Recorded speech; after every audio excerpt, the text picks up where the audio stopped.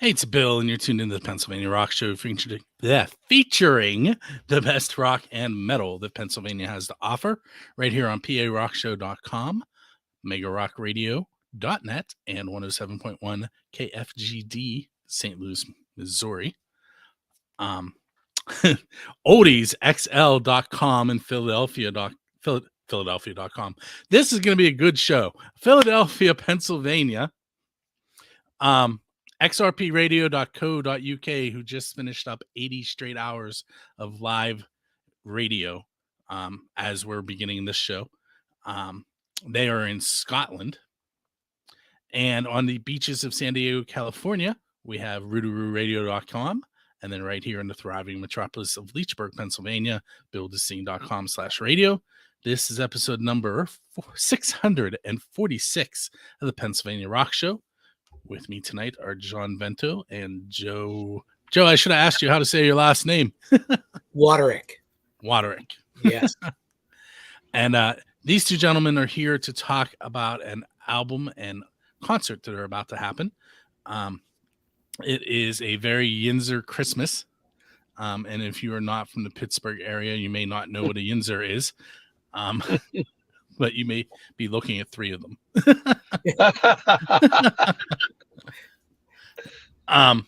So let's start off with first of all, what is a Very Yinzer Christmas? Whoever wants to go into the details.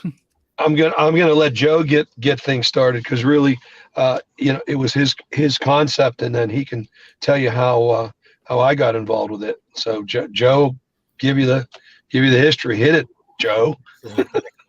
I'm glad you're a Yinzer, Bill. I didn't know that getting on here. I feel much better about this. I live in Leechburg, so there you go. It's not that far from Pittsburgh. Well, if you're not from Pittsburgh, that's what we call Pittsburghers, is Yinzers. And what this project is, a Very Yinzer Christmas, it's all of the Pittsburgh musicians in our area. And it spans generations, probably over the last 50 years, of musical acts that have really made a footprint in the Pittsburgh area. I wish we had enough room for 100 tracks, because there's so many great artists that come out of Pittsburgh. But what we did is we tried to pull as many as we could together, and some of my favorites and a lot of people's favorites are on here. And what it is, it's an album of Christmas songs, and you'll see everything from doo-wop to rock to country. I mean, just everything in between. Hip hop, yeah. I mean, it is just a great collection of Pittsburgh artists doing your favorite Christmas songs. There's 26 tracks on here, which is really special. And the best part about it is not only do you have all these great artists, and I'm talking folks like the Skyliners, who you guys all sure probably remember from Since I Don't Have You, to the Clarks, which is Scott Blasey, and he's had so many hits over the years. Bill Deasy, Johnny Angel and the Halos, Jeff Jimerson, who everyone knows from singing the national anthem at all the Penguin games, Donnie Iris, who's just the greatest Yinzer of all, and just the list goes on and on and on. And I have a quick Donnie story. Go for it. So I've never actually spoken to Donnie, and I was at Jurgles one day, and Donnie was there, and he walked past me like 10 times, and I never stopped him and said hello. so Donnie, I kind of met you. And I'm sure if you would have said hello, he would have had a 10-minute conversation with you. Oh yeah, he's a good dude. Absolutely. So not only did we capture all these great performers doing the Christmas songs, we pulled together the best Yinzer band around, which was a lot of different musicians throughout the years that are just so talented. And not only is it a recording, but there's also a live show tied to it. That's going to happen December 7th at the Carnegie of Homestead Music Hall. And it's just going to be an unbelievable event. But the very, very best is everything that we do. All proceeds benefit Band Together Pittsburgh. And John can tell you more about Band Together. Yeah, I guess that's quite an intro. Thank you, Joe. Well, Bill, you know Band Together, and your audience probably doesn't. So simply put, it's an organization that creates music programs for people on the autism spectrum. And those programs range from DJ training to live engineering and sound to live performances, to drum circles, and anything and everything that has to do with music for people on the autism spectrum. And you know, when Joe brought this vision, and really he's the driving force behind it. I want to make that real clear. He has worked his butt off to make this happen and coordinate it. And he's been at every recording session, has been producing it. But it's an honor for us to be a part of it. He brought the idea to us at Band Together Pittsburgh, and it was a no-brainer, especially since 6 of our performers are on the album and will be featured at the concert. So we're going to show the world how beautifully talented people on the spectrum are and how important music is. I mean, music's important to all of us, but I have to tell you, if you're on the autism spectrum, it means even more. It really does. So Joe said something that popped, like clicked a question in my head. So, or actually John said it about Joe. He said that you were at all the recording sessions. Mhm. Where did you manage to record all those tracks with all these, you know, artists have their own favorite places. How did you get them to agree to go to one place? Well, I'll tell you, and that's the crazy thing. It happened at Innovation Studios, and my good friend Mike Ofka, who owns Innovation Studios, is also, I've played in music with him for the last, I don't know how many years. I don't want to remember that long, but we've been together for a very long time musically. And it was just, we've done other projects there before. And that's actually how I met John's, through a different project that we put together for charity. And Mike, you know, he took on the daunting task of allowing us to utilize his talents in studio. And the amazing thing about this, there's 26 songs. If we scheduled it out, it's truly, but per day, it's about a 2-week span that we recorded all these songs. And then once we did that, the mixing and mastering took another, I think, 3 weeks or 2 weeks. So the project as a whole was done in under a month, and that's from, you know, nuts and bolts. I mean, it's amazing. It's an amazing accomplishment. So kudos to everyone involved. Yeah, Mike Ofka is he's a real superstar in this project, along with Joe. And of course, Joe put together a heck of a house band, or we call them the Yinzer Band. So, you know, Bill, the key to this was that there were some bands that actually recorded their own songs. Like, you know, when we did our Needs Hotel Band track, I brought in my guys to Mike's studio. But majority of these songs were recorded with the Yinzer House Band, the studio band. And those cats had to really, they had to have the chops and the dedication and the, you know, just the fortitude to have these long sessions. I mean, you could imagine, you know, to get this all done in a very short period of time. It's tricky. Yeah, Bill, we were doing 2-a-days. So it was like the first band would come in at 10 a.m. They do their song, and then the next group would come in at 3. So, and that was the singers, really. The singers would come in at 10 and 3, and we'd lay down their tracks, do everything we need to do, and then move on to the next one. And it was a lot of fun. It was a lot of work, but my gosh, did we have a lot of laughs and really get to know everyone. One of the greatest things behind the scenes is the music community, how tight we've all become because of this. And that was a great thing that none of us thought about until after the fact. 2 days has a negative connotation for me, so I was glad to hear something good. Why, were you a football player? I was, John. Okay. I figured that. Those are not fun days. Yeah, I got you.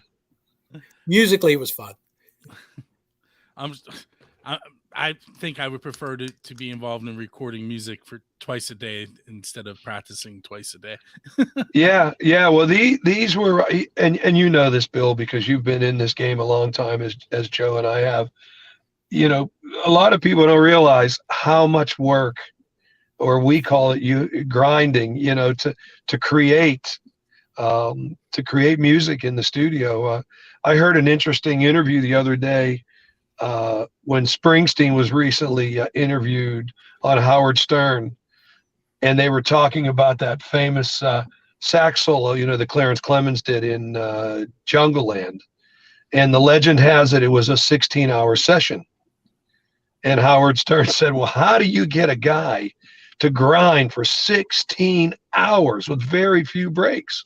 And Bruce said, it's simple. You have to have musicians that have nothing else to do. And he said, those are my guys. They have no other life but music.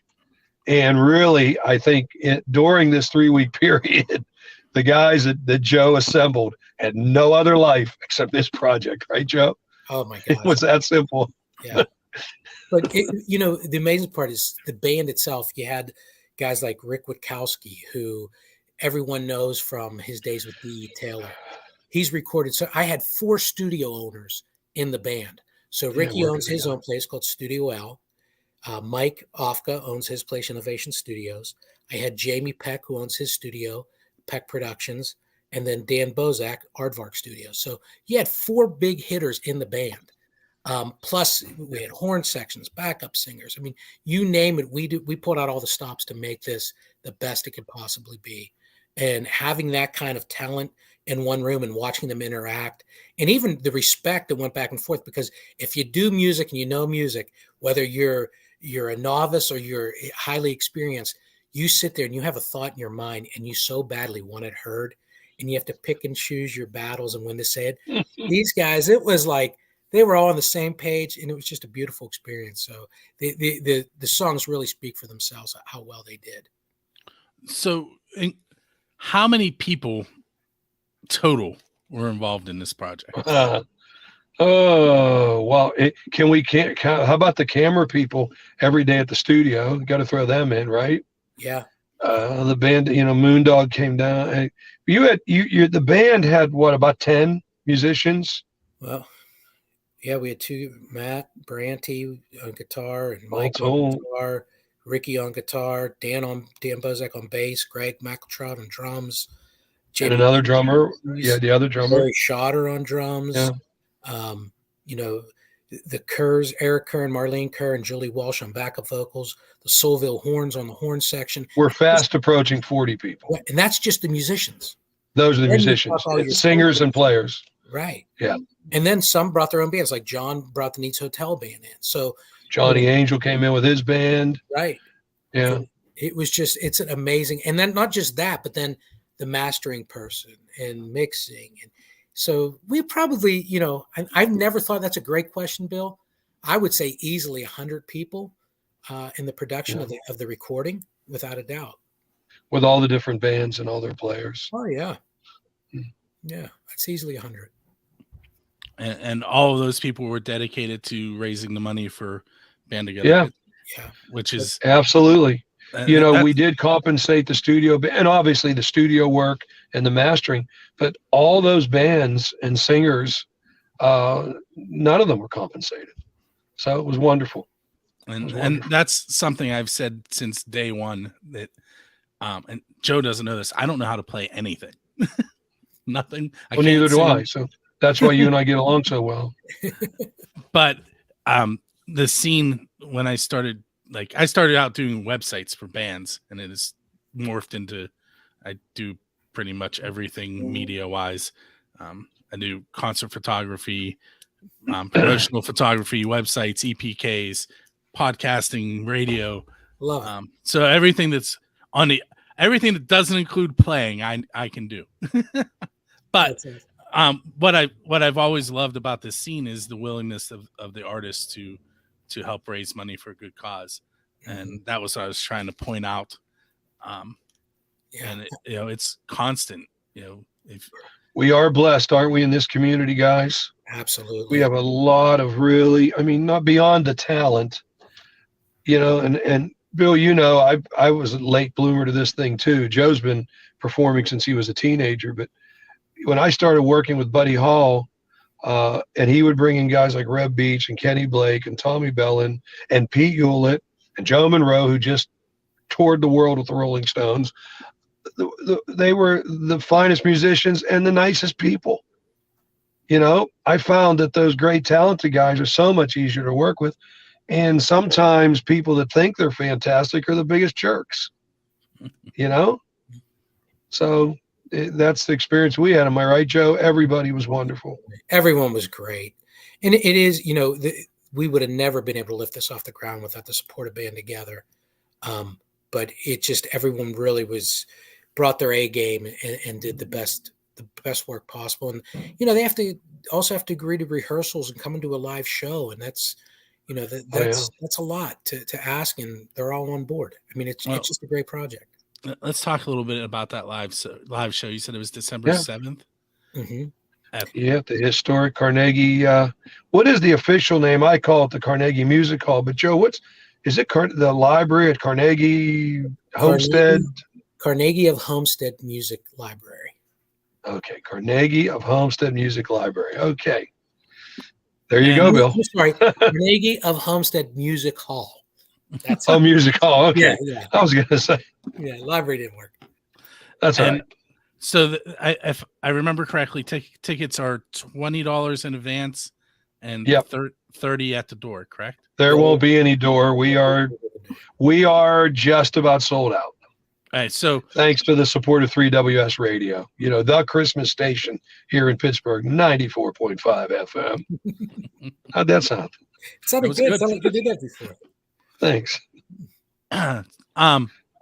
But there are a few left, right? So they can go to the website and yes, there is. Online. There's a few left. Yeah. And it's Yinzer Christmas. Yinzer Christmas. Right. YinzerChristmas.com. Christmas.com. Yep. And the doors for that doors are at 6:30, or is that the concert starts at 6:30? Doors are at 6:30. 6:30 and the concert starts at 7:30. Okay.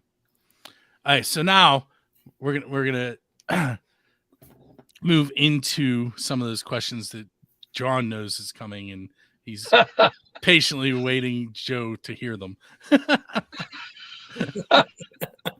I feel like I'm entering something scary. Yeah, Joe, you're in trouble now, man.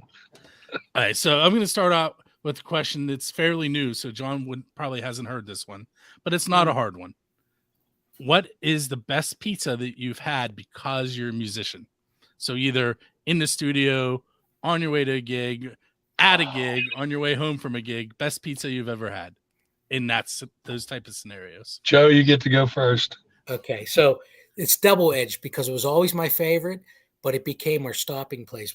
I would tour a lot with the band, the Stickers, and when we would get done and we know we'd have to leave, or if we do a show in Pittsburgh and know we had to leave that night, Fury's Pizza on Capitol was always open till 3 a.m. And the only pizza shop around open to 3 a.m. So it'd be a quick stop by Fury's, put it in the bus and roll. And that's how it works. So that's why Fury's was my favorite. He beat me to the punch. They're open late. It's great food, and any gigs that were out in that direction, it was the go-to. Fury's. I even give a shout out and Baby It's Cold Outside at the end of it. I give Fury's a shout out. Do you really? Yeah. It's a Yinzer thing. Yeah, that was the place. Bill, you gave us a hanging curveball on that one. All right, so that was an easy one. Yeah, it was. Truly was. So this one is more about originals that you guys have written. So you're both gonna have to answer it separately, and you definitely won't overlap.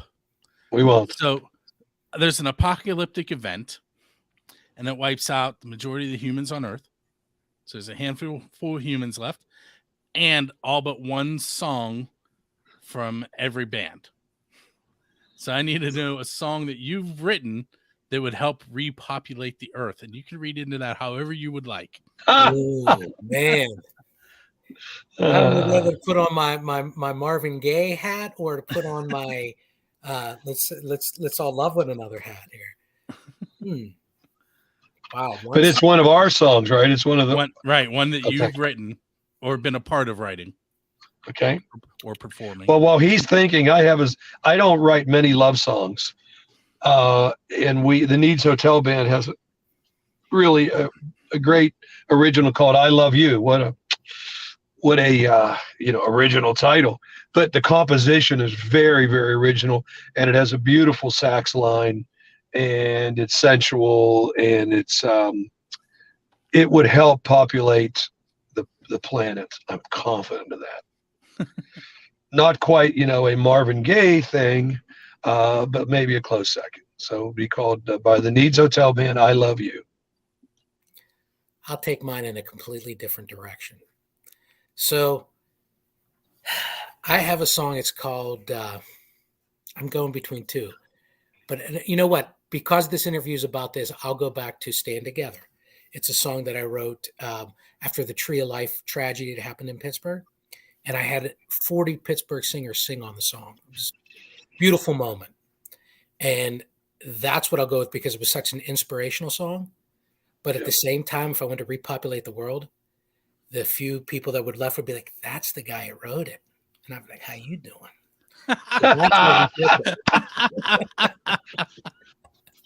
And it is a beautiful song. It's a great song. Okay.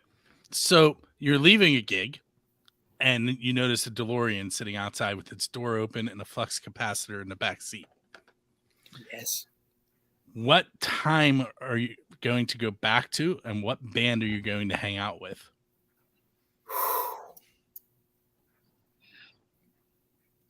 See, now he's starting to figure out that. Well, yeah. Joe, I'm going to answer. 1958, Buddy Holly and the Crickets. It is a no-brainer, and I would. Oh my goodness, I dream about that. I've seen the Buddy Holly movie 1,000 times, and I would go back to 1958 to see Buddy Holly. Man, sorry, buddy. Yeah, you weren't going to say that, were you? No, I wasn't going to say Buddy Holly. No. Okay. I'd probably go back to. I'd probably go back to the days when Jackson Browne lived below Glen Fry, and I'd want to hang out with Jackson Browne because he was just so cool, and he was always writing, always looking for people to write with, and to be able to sit in that seat, I think would be pretty awesome. Good answer, man. Okay. Yeah. So I'm going to ask one more question, then we're going to have Joe talk about his song, That Silent Night, and then we'll take a break. Okay. So I usually have to explain who this person is, but I have a feeling I won't have to. So Robert Johnston was rumored to have disappeared from the scene for over a year, come back and be a great guitarist. Right. My question is, if you were standing at that crossroads waiting for the devil to show up, what are you there to sell your soul for musically? I don't think I'd be doing it. I don't think I'd sell my soul at this point. Yeah, but you've got to answer that. Of course, you wouldn't do it. But come on, give the guy a break. He asked a good question. Here, I can reword it. I can reword it if you'd like. Well, you're saying if. Okay. If. Not saying you would. Musically, what would I sell it for, huh? I would say to either be like the Kenny Rogers of his time or the Eagles of their time. One of the two. Arenas, night after night, craziness. That's what I would do. That arena tour. Sold out. Wow. Yeah. I would, first of all, I love Jesus, so I would never sell my soul to the devil. Right. Let me make that clear. But if that came along, I would want, a voice with a much higher range to be able to sing like some of my all-time favorite pop singers, like Elton John and Billy Joel. I don't care if it's at Moondogs. I'd be happy at Moondogs. I would say you love to use that voice standing outside of Best Buy in Monroeville, panhandling, but just to have that voice, that's what I would love to have. So you guys figured out what I was asking. Well, absolutely. What is something? Oh yeah. But I have to make the questions interesting.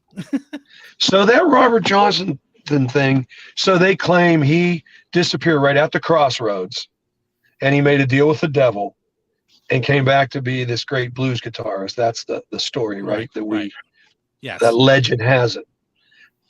Was he a performer prior to making the deal with the devil? Because I don't really know the details of his career.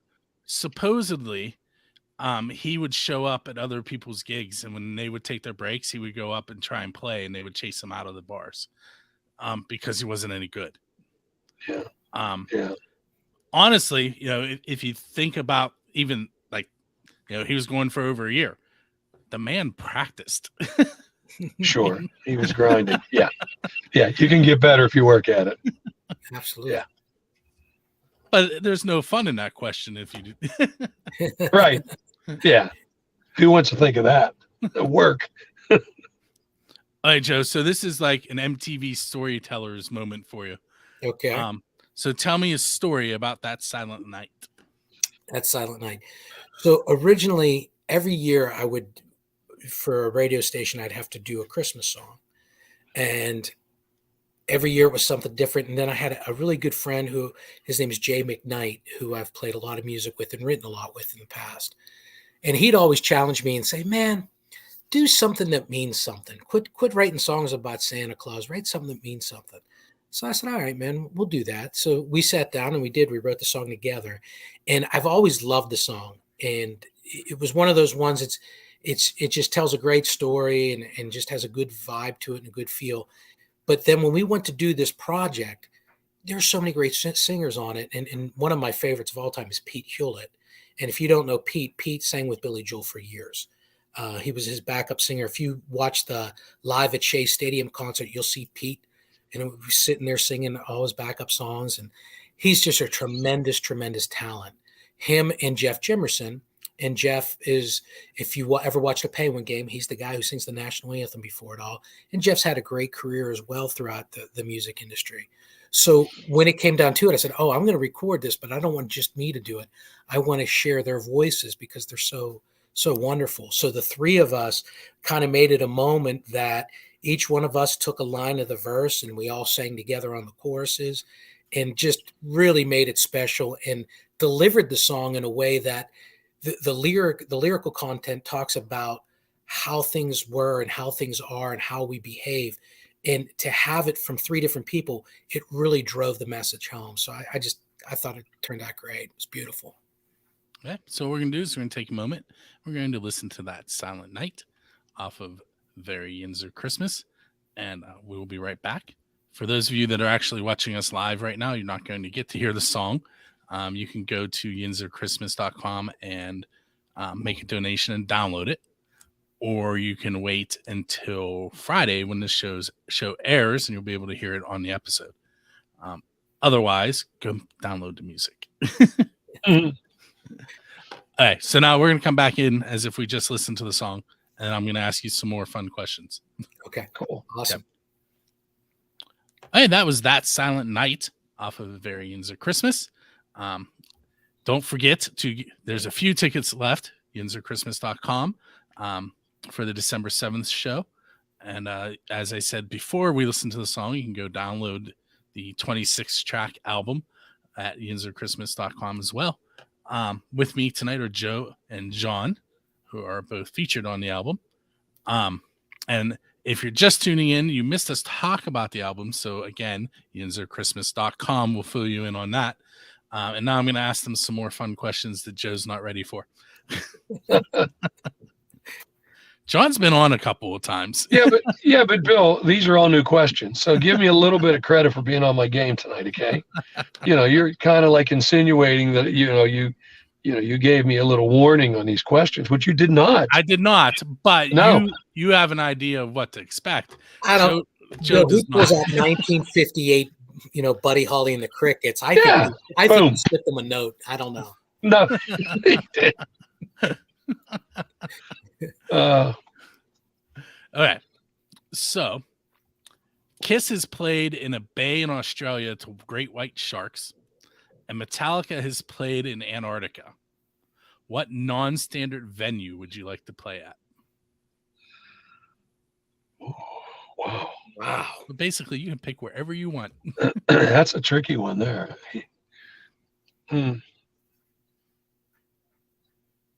Man, you're deep, Bill. Either that or you're on controlled substances. One of the two. I don't know which it is. My life is asking questions. I'm a teacher. My answer is going to be just so provincial, but I will tell you this, and I don't know if if it qualifies. I had this whole vision of putting my band on a flatbed tractor trailer and driving around the city. And the guys backed out of me because they were afraid of equipment falling off the truck, or, it was a moving thing. That's the first thing that comes to my mind. I mean, that's not a cool place like, Antarctica, but it's also not standard. it's not standard. And I had the whole thing lined up, and I had the whole concept, and I had a guy with a truck and a generator, and no, I couldn't get the musicians to do it. But yeah, it was a moving truck. That's amazing. That'd be fun. I think it would have been, but let's do it, John. You and I'll do it, Joe, and we'll get the band. Yeah, so what's your answer? Man, that's a really, really hard one.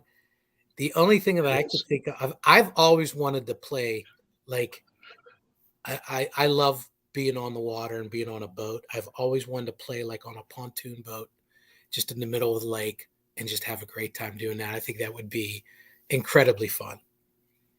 And at the end of the show, instead of the mic drop, I just fall in the water. Love it.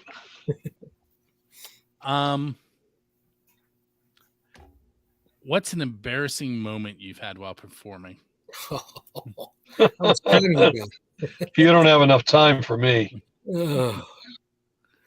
Gosh, I'll tell you, one time I got a knot in my calf. You ever get a horse knot? What they call them growing pains? Yep. In the middle of a song. Oh, that's horrible. But I was playing down it's not Three River Stadium, Heinz Field, now Acrisure Stadium, playing down there for the 4th of July, and I see someone going, and I'm like, what the heck are they saying? And again, I see, which translated to, your zipper is down.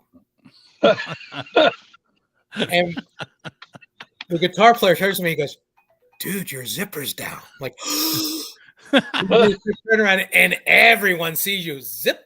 You turn back around. Hey, that was pretty bad. I heard about that for a very long time. Yeah, I'm going to top you on that one. At the old spare room, Joe's heard this story.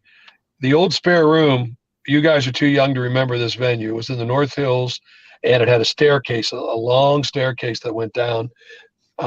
So when you booked a gig there, you got Thursday night, Friday night, and Saturday night because of the load in and the load out. So they gave you the whole weekend. The whole weekend, Thursday, Friday, Saturday. Well, we didn't get the whole weekend. I got actually 3/4 of one set, and the owner came and said, look, if you stop right now, I'll give you your full pay for tonight, but you have to leave. He said, you're going to ruin my, this was a long time ago, thank goodness. But he said, you're going to ruin my weekend. You're so bad. Wow. You and the band are so bad. Yeah. So later that evening, as we load out our equipment, with our tail between our legs, a bunch of my friends came, and we all went out to get something to eat. And they were saying, we didn't like those guys anyhow. And I said, why? He said, because when we went to pay the cover, the guy at the door said, this band is so bad, we should pay you to come in here. Wow. So there you go. That's embarrassing. Yeah. How long ago was that? Oh, that would have been 1986, 1987. Wow. We don't have time. Why I'm still in music. Well, I have one person who encouraged me, my uncle Anthony, our whole family, my mother's whole family are primarily musicians or gamblers or both. And my uncle kept saying, you just started later than everybody else. And you've got to learn the craft. You have to work at it. Even though you're, 30 years old and you're trying to sing Billy Joel songs and you don't have the voice. And then I'll just finish the story. I quit in 1989, as I rightfully should. And then about 5 years later, a friend of mine, Billy Hibbert, he was a guy from Kentucky that lived in Pennsylvania, and he called me out of the blue and he said, Johnny, I got some original songs. I'd like to record them with you singing. And I said, Bill, why do you want me? I suck. And he said something I'll never forget. He goes, well, yeah, you do suck trying to sound like Billy Joe or those guys, but maybe if you sounded like yourself, you wouldn't suck as much. Right? What was he saying? Original music. Yeah. Have your own voice. And that was just a rebirth for me to get back involved with music. And I'll always thank Billy for that. He's a dear brother of mine. Love him dearly. So anyhow, happy ending. So Joe, he kind of covered a question I was going to ask later. Sorry. No, it's cool. You just don't have to answer it now. Just Joe. Okay. Who would you say was the most influential in you becoming a musician? Oh, I grew up in a family where we all stunk at sports. I mean, we weren't bad. We were It's true. I had a cousin who was going to play professional baseball. So my mother was his godmother. She says, take them down to the field and teach them how to play baseball. So he takes us down the field. He comes back. I just remember him looking at my mom going, Kath, it's not going to happen. It's just So in my house, when you grew up, it wasn't what sport you're going to play. It's what instrument you're going to play. So wow. I grew up in a family that really embraced music and the arts and the expression through music. So I have to give to my mom and dad. I mean, they laid the foundation. I tell the story all the time that I'll never forget the one day, we would practice in my basement and the drums, the bass, everything, it'd be going and the PA was loud. So I run upstairs to grab something and my mom and my dad are sitting in the living room and I look up at them and they're both reading the paper, but I see the lamp just bouncing like this. At that moment, and they're both smiling. And I'm thinking, oh my God, they love us. Because who would put up with that and encourage it? They did. So definitely. Yeah. My mother. God bless them.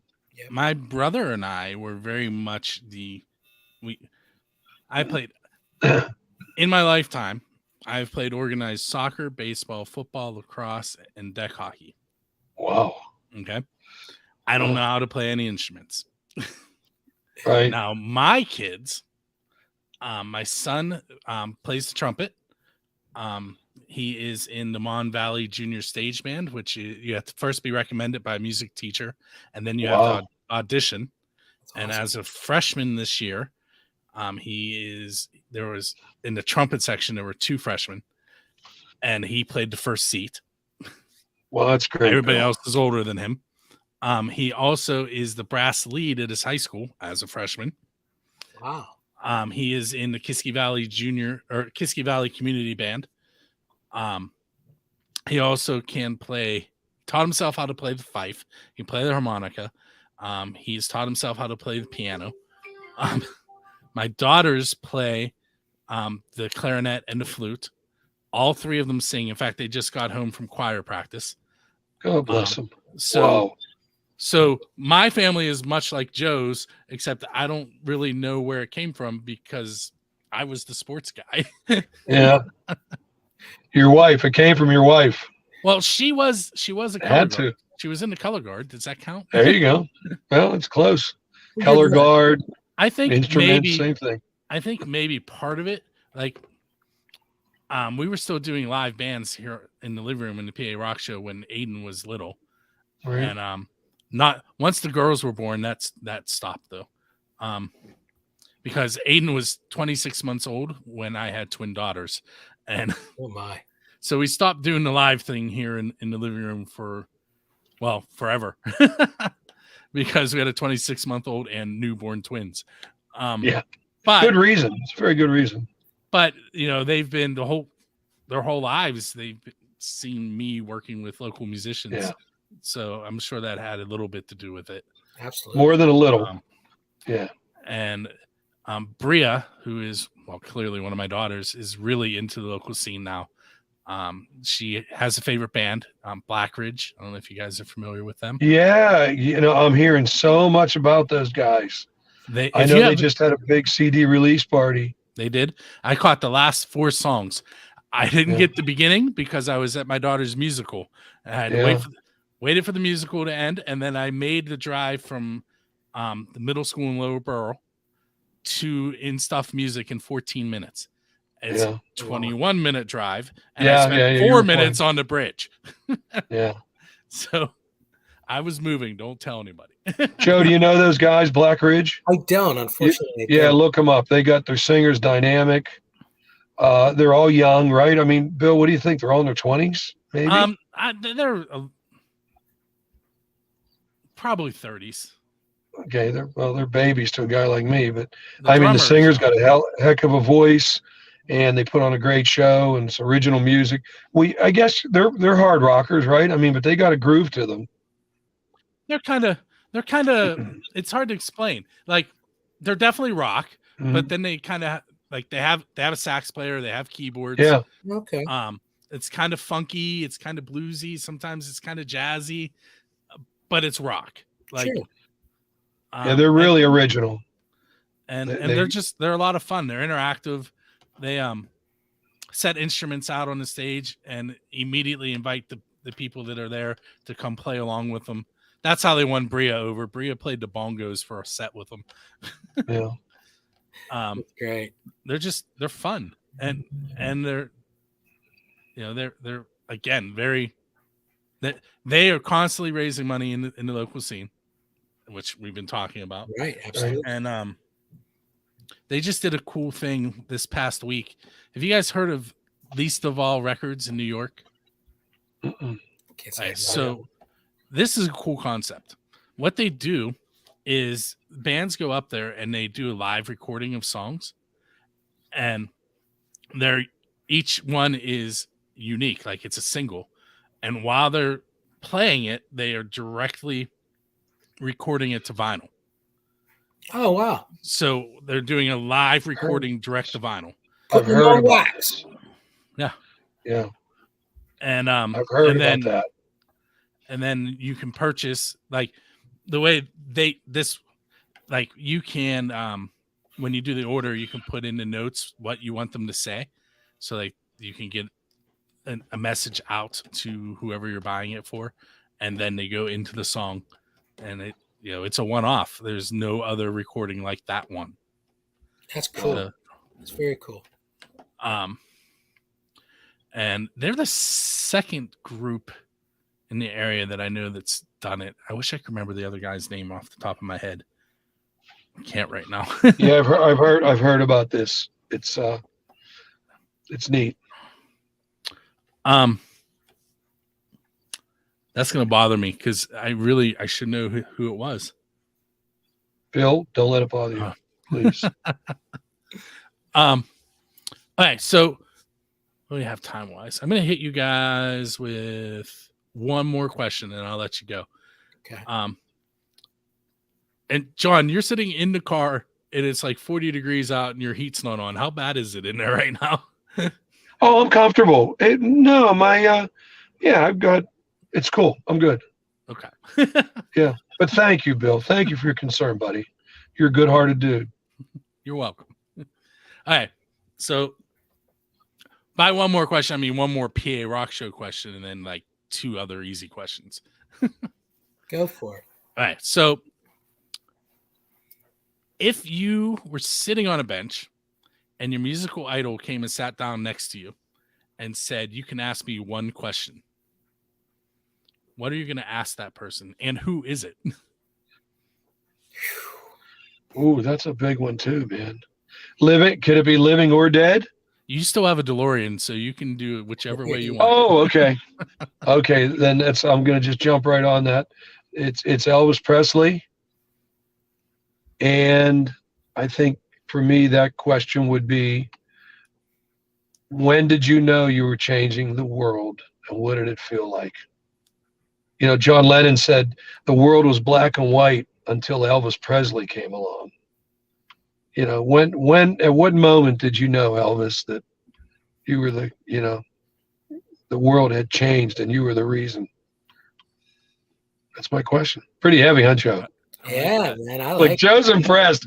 Joe didn't know how intellectually intelligent and how powerful now Joe's I am. Bill, he's got a book in front of him with all these questions earmarked.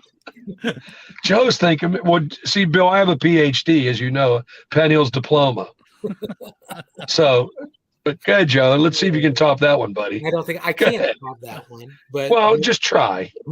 all right. It would definitely be Paul McCartney.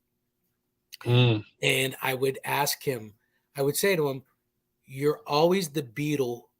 You're always the guy who always wanted to be a Beatle. Because if you ever notice about Paul, he seems excited all the time. And I don't think he gets where he is. Like, he's that guy who still loves it and is so passionate about it. And I want to know, how do you keep that passion alive over all these years after everything you've accomplished? Because he's just so, he's like a little kid in a candy store every time he gets on stage. So what is it that allows him to be like that? And he does. To me, I always say, I don't think the man knows how brilliant he is, because he's so happy and full of life every time he hits the stage. It's like a new experience for him. I got to tell you that was killer, Joe. I'm impressed. He's going to ask me for a favor when this is over. I just want you to know. No, I'm not. Why he's saying this. All right. That's a great one. That's a great one. So I promise you guys 2 easy questions. All right, let's do it. So first of all, yinzerchristmas.com. We need to mention that again. Absolutely. But where can each of you be found online for the listeners to go check out your own work? Absolutely. John, you want to go first? No, you go first, buddy. Okay. You can check out thestickers.com, the Stickers Facebook, and then just Google Joe Wodarek. You're going to see another handsome man when you put in Joe Wodarek as my son, Joey Wodarek. Hold that thought for a second. Wodarek. Yes, Wodarek. You don't pronounce it anything like it sounds. But my son will also pop up because he's also a young singer-songwriter, and very proud of him. He's doing a heck of a job, and he's on the album and will be on the live show as well. So very cool. I want to plug Joe's son. I like his son a lot better than him, and his son is so talented and is an up and coming. He's a really, really terrific young man. Outstanding. JohnVento.com, needshotelband.com, NIEDS, needshotelband.com, and both of those names, John Vento and Needs Hotel, in the world of cyberspace, social media and so on. All right, so that's where you find us. So this brings up, and I know the answer, but real quick, tell us where the Needs Hotel band name came from. It came from a place in Pittsburgh called the Needs Hotel, which was a legendary tavern in Lawrenceville that sadly closed 3 years ago, but it was in continuous business for 77 years. And I basically went there to write lyrics and ideas for songs. And when I recorded my first album on my own, I just kind of called the band, the Needs Hotel Band. It was actually what Joe has done here with Yinzer Christmas, strictly studio players, never having any intention of a live performance. But it just stuck. But that's where it came from. The Needs Hotel in Lawrenceville, an actual place. With a fish sandwich, right? With a fish sandwich, a big neon fish sandwich on the building. Yep. Hey guys, I want to thank you for hanging out on episode number 646 with me. Wow, 646! Congratulations, man. That's awesome. Don't go anywhere. I'll talk about that with you in a second, Joe. With that being said, this has been 646. You can find us each and every Friday at buildascene.com and all those stations I mentioned poorly at the beginning because I stumbled over it. But they're all there. If you go to buildascene.com, there's a list that shows you when the episode will be played on each of those stations. But what you're going to hear next is John the American Hill, Jack Lane, tell you how you can subscribe and leave comments and all that fun stuff. And then a couple more songs of the best unsigned rock and metal that Pennsylvania has to offer. And then if you're listening on one of the radio stations, don't disconnect. Just keep listening. You may find your next favorite unsigned artist. That said, we'll catch you next time.